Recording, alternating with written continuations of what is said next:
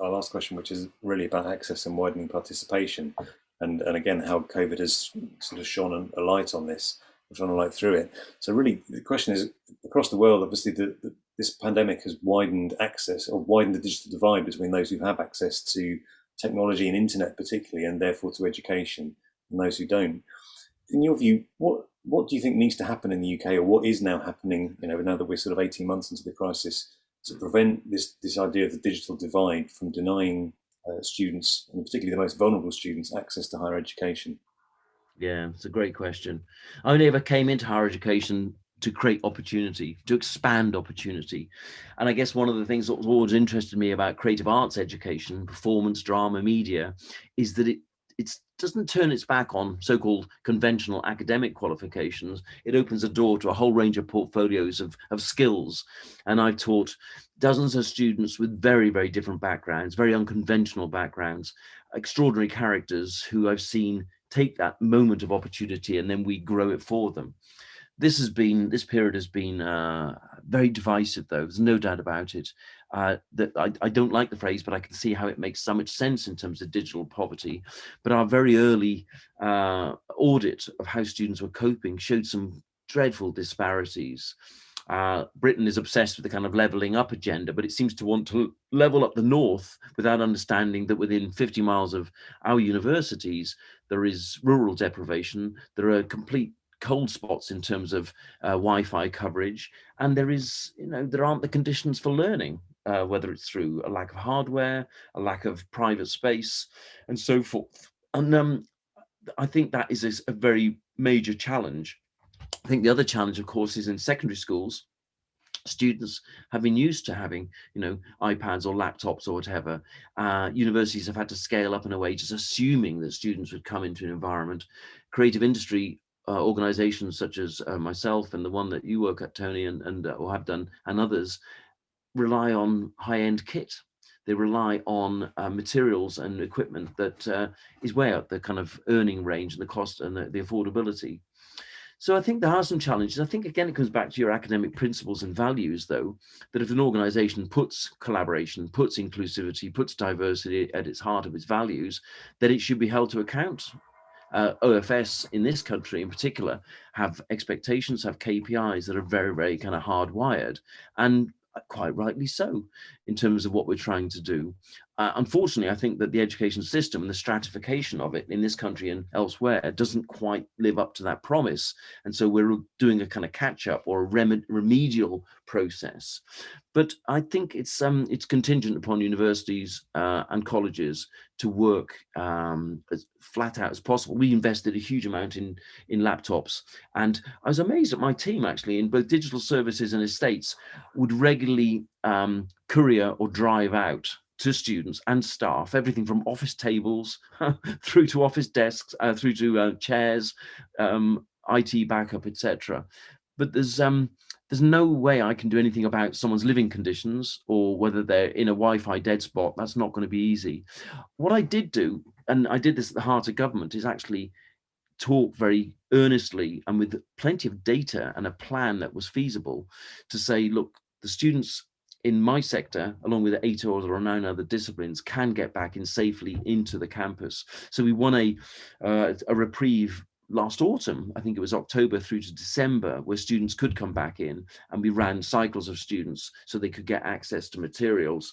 That worked to a degree, although students and their parents were remarkably kind of a bit anxious about coming in, but it worked. That had to be reversed in January when this government were very, very nervous about student mobility. But again, we worked with government, and I spoke directly to the minister about trying to make sure that they understood everything we put in place and how practice-based subjects, whether it's veterinary science, the medical environment, or the creative industries, just needed that connection, just needed that physicality. So no, Tony, it's a massive, massive challenge. I guess like much of this COVID experience, it's made things more raw, and it's exemplified some of the challenges. So instead of the grey world we often live in, is that we're in a very black and white environment now. The danger is we go back into grey. And I think there are some deep lessons there. One of the things interesting, though, is going back to academic principles, and what you're trying to assess your students on isn't just about technical ability. It might be visual effects you need to know, but I was quite impressed by, you take all the visual kit away from, or the technical kit away from students. What are we assessing? What are we trying to teach? What are the core skills? We did a big project last year on graduate attributes, as all of us have done, but it came down to a premise that technical achievement, technical skill is never going to be enough in terms of the range of attributes any graduate should have. And I think that's one of the things to remind the students about, because they feel, I can't get access to this bit of kit or this studio or this workshop or this 3D printer, and say, remember what that there, it's a vehicle towards understanding about teamwork, about collaboration, about the nature of innovation or creativity. So there's a big challenge to be had there around what genuinely is the learning. It's not just about button pushing, it's about more than that. But I like you, and all over the world, anxious about this whole notion of an assumption that everyone has access on the same basis, and it's not true. Thank you, Paul. I love that analogy that it's sort of, the world is a bit more black and white, and that actually that's quite a good thing, because it's helped us to see who does have access and who doesn't, whereas normally that is sometimes much more difficult to understand. Thank you very much, Paul. Adity, any final questions? Thank you. I think it's each answer give me an opportunity to start a new conversation.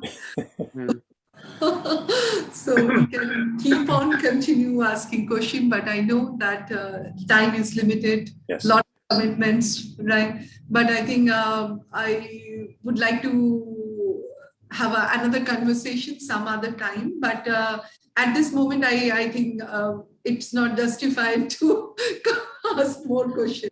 But one thing I really would like to, I have noted down, and I would like to see that it's very important point what you have mentioned, that we teach students everything, like starting from skill, robotics, how to operate the thing, but the graduate scheme, the empathy, creativity, teamwork, collaboration, all these things, I think much more important than their skill. Probably skill they can learn anytime, they can develop, but this, this attributes probably more important for them to grow as a successful human being and then a professional. Yes, indeed. I think that's very well expressed. One of the things that interests me about leadership is that I've always been a big fan of a book by Stanley McChrystal called Team of Teams, which was based on the notion that most problems we face at leadership level are not simplistic. They are much more fluid. They need to be answered in a much more mutable way. But he also talks, and I've felt this for every 30 odd years, been involved in these kind of positions, is that leadership is much more about being a gardener, a kind of head gardener, that we live in an ecosystem where as leaders, we can create the conditions for growth. We can put a trellis here or dig a hole there. But in a sense, the ecosystem is about others owning their growth. And I'm really interested in this notion, this relationship between the educational environment or an organizational environment and its ecosystem, and the leadership not being a kind of grand chess master who knows every single move, but actually somebody who understands that the gardening analogy works in many ways. I'm fascinated by that. In fact, I was just reading something, I've written a bit about it in other forum, but I think it's also linked to the whole notion of creativity. But anyway, it's a bigger conversation for another time. But the leader as gardener is an interesting